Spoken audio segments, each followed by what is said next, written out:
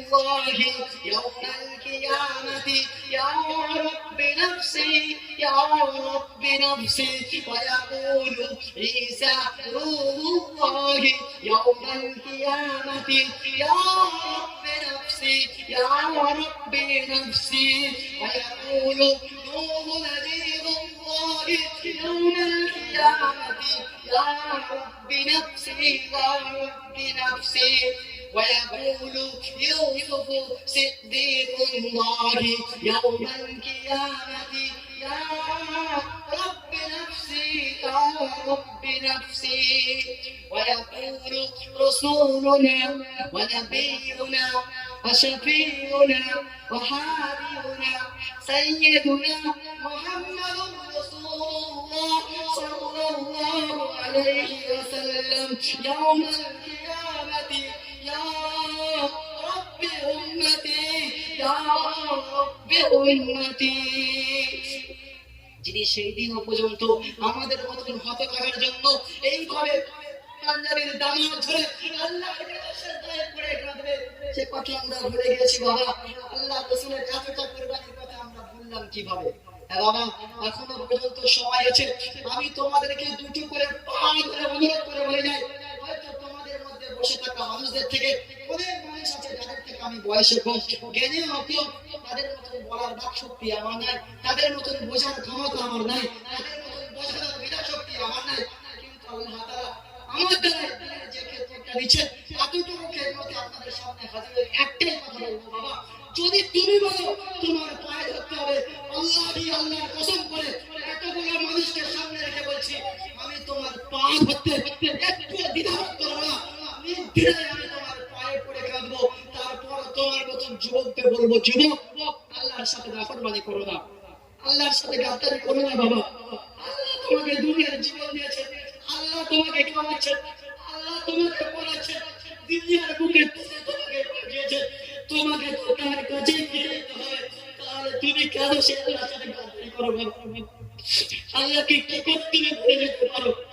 তুমি কি জানো না তোমার আল্লাহ এত বড় ক্ষমতাওয়ালা মানুষ, তিনি চাইলে তোমার মতো নাফরমানকে জমিনের বুকে ধ্বংস করে দিতে পারে। পারেন কি পারেন না? অবশ্যই তিনি পারেন।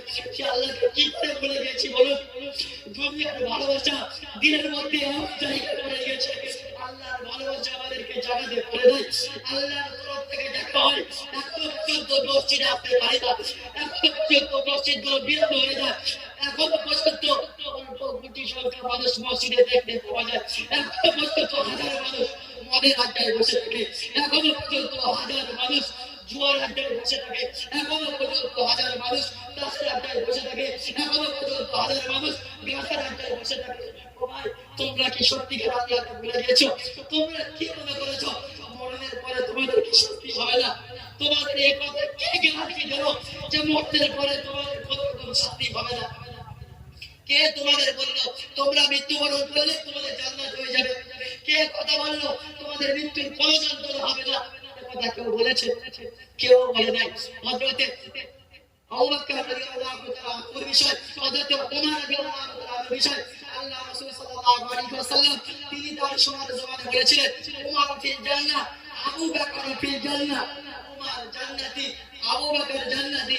তারপর ওই সমস্ত সাহাবারা, ওই সমস্ত সাহাবী রাসূলরা গাছের তলায় দাঁড়িয়ে বলতো ইয়া লাইতানি কুনতু ওয়ারাকা, হে আল্লাহ আজকে যদি আমরা মানুষ না হয়ে গাছের পাতা হতাম ওই হিসাব দিতে জানতো না।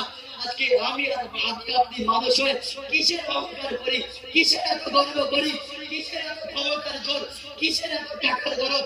আপনার টাকা আপনাকে বাঁচাতে পারবে, আপনার ক্ষমতা আপনাকে বাঁচাতে পারবে? কেউ বাঁচাতে পারবে না। সেজন্য বাবা আবার আপনাদেরকে বলি, রাসূলুল্লাহ সাল্লাল্লাহু আলাইহি ওয়াসাল্লাম এই দ্বীনকে প্রতিষ্ঠিত করতে গিয়ে রক্ত ঝরিয়েছে, তার চেহারা মুবারকের উপর থুতু নিক্ষেপ করা হয়েছে। এখনো পর্যন্ত একটা দল মানুষ পাওয়া যায় যারা আল্লাহর রাস্তায় বার হয়ে নিজের জান ব্যয় করে, নিজের মাল ব্যয় করে, আমরা তো তার বোকা মানুষ, দাওয়াত ও তাবলীগের প্ল্যাটফর্মে হাজার হাজার মানুষ ঘুরে বেড়াচ্ছে যারা নিজের ঘর ছেড়েছে, বউ ছেড়েছে, বাচ্চা ছেড়েছে, সবাইকে ছেড়ে দিয়ে আল্লাহ রাস্তায় বার হয়ে নিজের এলাকার ভালো মসজিদ ছেড়েছে, ভালো খাবার ছেড়েছে, অন্য এলাকায় গিয়ে নিজের নিজেরা রান্না করে খেয়ে তারপর মানুষের দ্বারে গিয়ে বলেছে বাবা আল্লাহর দিকে ফিরে এসো। তারপর এখনো পর্যন্ত সময় হয় না, এখনো পর্যন্ত ফিরে আসার কথা একটাবারের জন্য ভাবি না।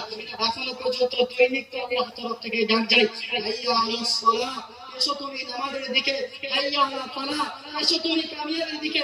এটাই মধ্যে তো তোমার সফলতা। এই কথা কি আমাদের কান পর্যন্ত যায় না? হয়, যায় কি যায় না? যেদিন আমি আর আপনি মার বুক চিরে মাকে রক্তের নদীর বইয়ে দিয়ে মা রক্তের স্রোত বইয়ে দিয়েছিল, যেদিন মা বড় ভাত শাড়ি পুরো রক্তের লাল করে দিয়েছিল, যেদিন মা আমাকে দুনিয়ার মুখ দেখাতে গিয়ে পুরো জ্ঞান শূন্য হয়ে জমিনের বুকে পড়ে গিয়েছিল, সেদিন আমি আর আপনি যেদিন মার বুক চিরে দুনিয়ার মুখ যেদিন দেখেছিলাম, সর্বপ্রথম আমাদের কানে কোন কথা বলা হয়েছিল? একটা কানে আযান দেওয়া হয়েছিল, অপর কানে ইকামত দেওয়া হয়েছিল। কিসের জন্য? কিসের জন্য? তোমাকে প্রথম জানিয়ে দেওয়া হলো দুনিয়ার যত বাদশা দেখো না কেন, সব থেকে বড় বাদশা কে? আল্লাহ। দুনিয়ার যত পথ যত